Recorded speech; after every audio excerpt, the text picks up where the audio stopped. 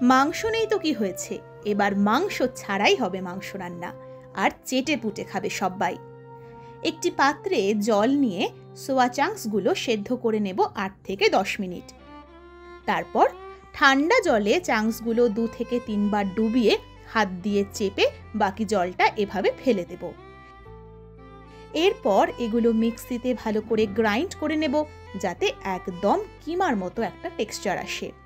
কড়াইতে সারফা kachi ghani mustard oil দিয়ে গরম করে জিরেগুলো দিয়ে পেঁয়াজের টুকরোগুলো গোল্ডেন ব্রাউন করে ভেজে নেব।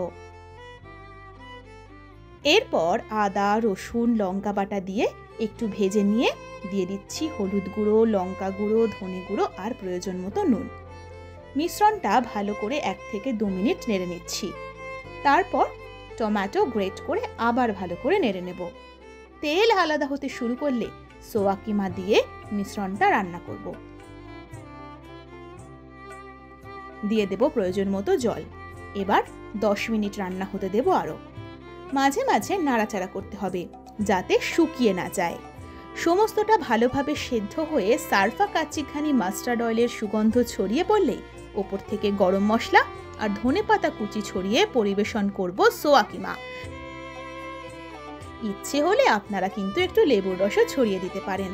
ব্যাস, রান্না রেডি।